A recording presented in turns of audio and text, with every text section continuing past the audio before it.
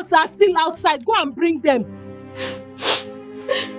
Mother, please. Tonight is the sacred night. Nobody is allowed to go out. You dare argue with me? I said go. I don't want excuses. If you refuse to obey, you will sleep outside this house forever.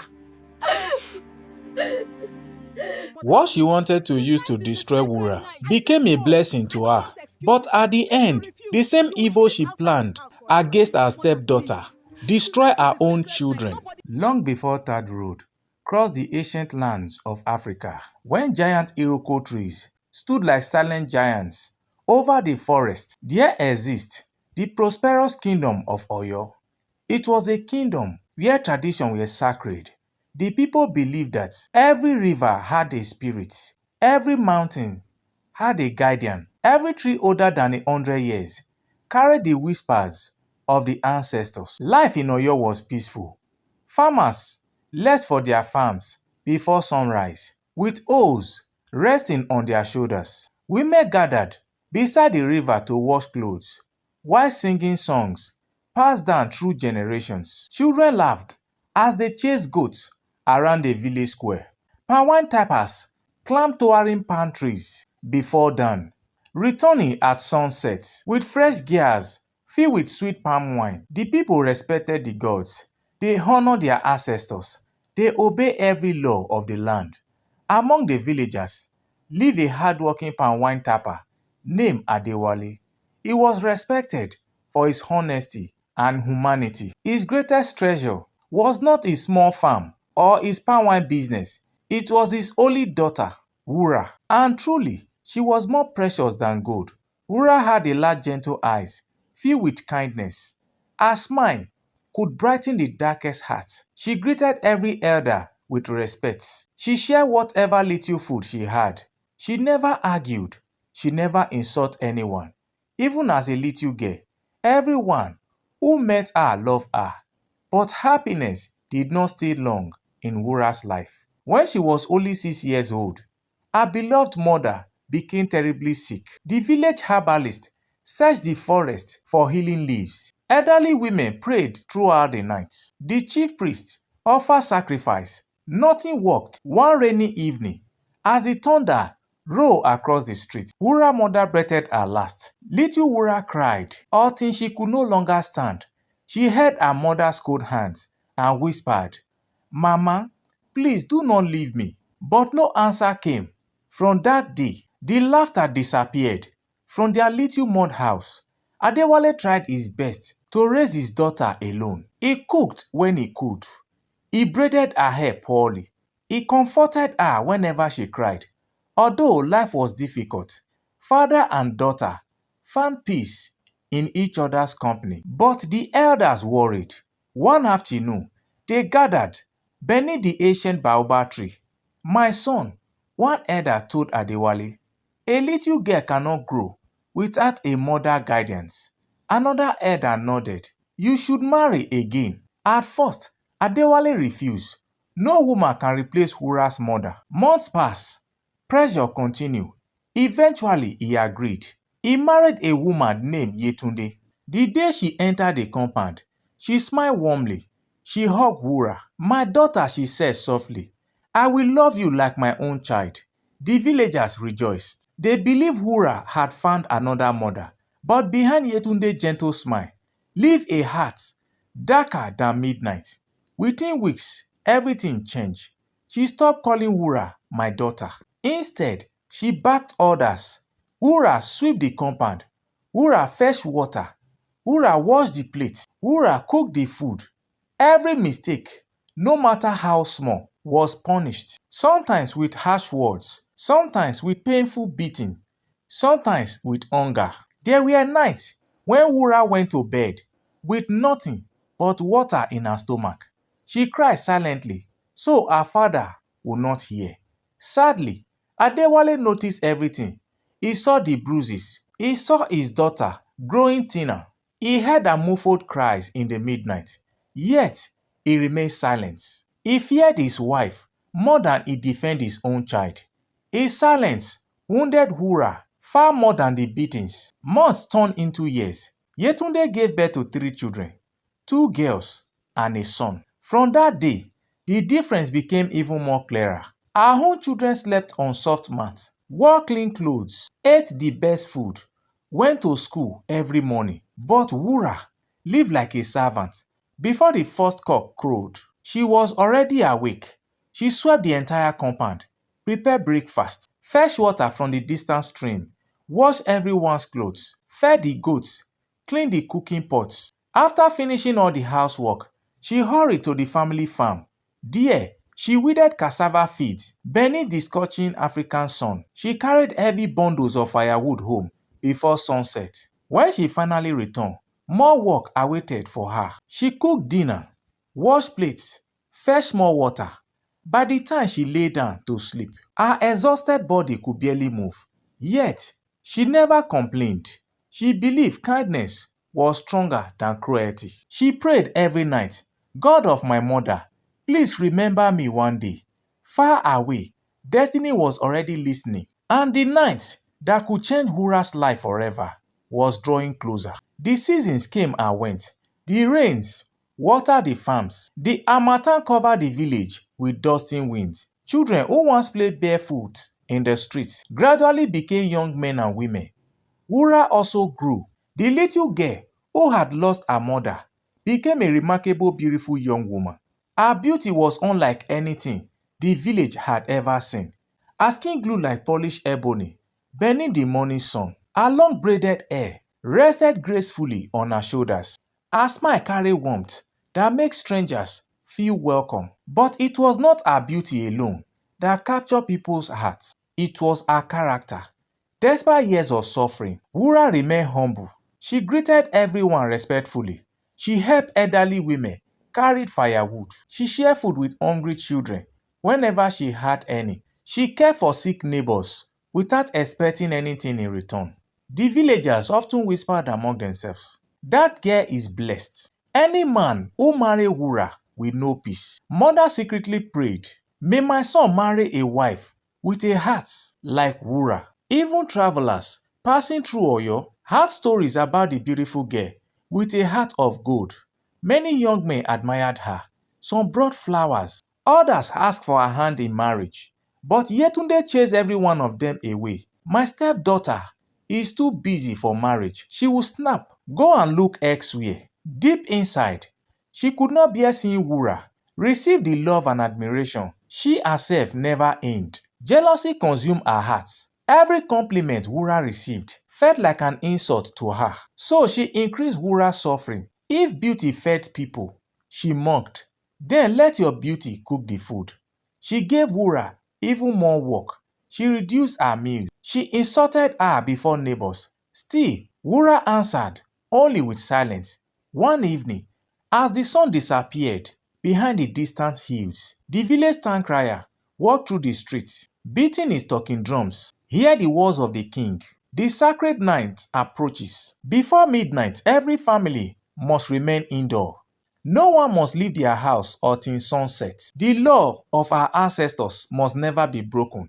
Immediately, fear spread across the village. Parents hurried home. Market traders packed their goods. Hunters abandoned the forest. Children stopped playing.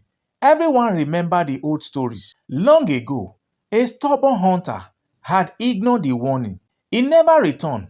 Another time, a wealthy merchant searching for his missing cow. Only his footprints were found.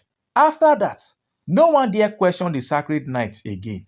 That same evening, Wura washed all Yetunde's expensive clothes. As darkness gathered, she carefully spread them across a rope in the backyard to dry. But exhaustion overcame her. After cooking, cleaning, fetching water, and serving dinner, she forgot to bring the clothes inside. Night settled over Oyo. One by one, oil lamp went out. Doors were locked. Silence covered the village. Only the sound of cricket remained. Inside the house, Yetunde suddenly remembered the clothes. A slow smile spread across her face. An evil idea entered her heart.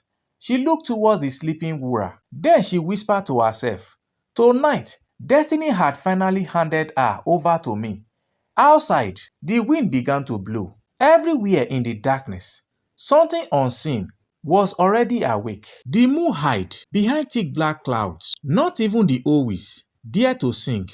The entire kingdom of Oyo lay in complete silence. Every family remained indoor. Every door was firmly locked. Only the winds moved through the village. Inside Adewale's house, Wura slept soundly after a long day of endless work. Suddenly, a rough hand grabbed her shoulder. Wura! She opened her eyes in fear. It was Yetunde, her stepmother. Her face was cold. Her voice carried no mercy. My clothes are still outside. Go and bring them. Wura sat up. Her heart began pounding. Mother, please, tonight is the sacred night. No one dare goes out. The elders warn everyone. I will bring them inside before sunrise. Yetunde's eyes blazed with anger. You dare argue with me? I said go. I don't want excuse. If you refuse, you will sleep outside this house forever. Wura looked towards her father. Adewale lowered his head. He said nothing. His silence broke Wura's heart once again. Tears rolled down her cheeks. She slowly stood. With trembling hands, she opened the wooden door. The cold wind rushed into the house. Every step she took towards the backyard felt heavier than the last. Her breathing became faster. She reached for the clothes. Then everything became still. Even the wind stopped blowing. A strange mist surrounded her. From within the mist, a tall figure slowly appeared. Its body glowed with pale blue lights. Its eyes shone like a burning fire. Wura froze. She could neither scream nor run. The spirit looked at her for a long moment. Then it spoke, in a voice that sounded like many voices speaking together. Wura, you have suffered without hatred. You have remained kind despite cruelty. You were sent here to die, but heaven has chosen another path. The spirit stretched out one glowing finger. It gently touched Wura's eyes. A flash of brilliant white light covered the entire compound. The spirit declared, from these days, you shall see beyond the eyes of ordinary men. You shall see the living. You shall see the dead. You shall see what has been hidden. You shall see what is yet to come. You shall become the eyes of the gods. Immediately, Wura collapsed to the ground. The spirit disappeared. The night became silent once again. Inside the house, Yetunde waited. 1 hour passed, then another. No sign of Wura. She smiled wickedly. So, the spirit had finally taken her. Before dawn, Wura slowly opened her eyes. She looked around in confusion. She touched her face, her hands, her chest. I am alive. As she stood up, everything looked different. Transparent figure walked beside ordinary people. Ancestors watching over their families. She saw things no human eyes had ever seen. She looked towards a nearby tree. Inside its trunk, an ancient spirit stood quietly. She looked towards the village path. She saw travelers who had yet to arrive. She looked into the distance. She saw tomorrow unfolding before her eyes. Fear gripped her. When she returned home, Yetunde nearly collapsed. I thought you were dead. How did you survive? Wura simply replied, the sacred night had mercy on me. But deep inside, she knew destiny had changed forever. Within days, strange things began to happen. A farmer asked Wura where to plant his yam. She pointed another field. Days later, floodwater destroyed the old farm. His new farm remained untouched. A hunter prepared to enter the forest. Wura stopped him. Do not go today. He obeyed. That afternoon, a giant tree crashed onto the exact hunting path. Soon, people traveled from distant kingdoms. Chiefs, merchants, warriors, mothers searching for their missing children, kings seeking wisdom. Everyone came looking for Wura. She never demanded payment. She simply helped those in need. Her name spread across the land. News finally reached the palace. King Adegbite summoned Wura. The royal council watched silently as she entered. The king asked, if your gift truly come from heaven, tell me what only I know. Wura closed her eyes.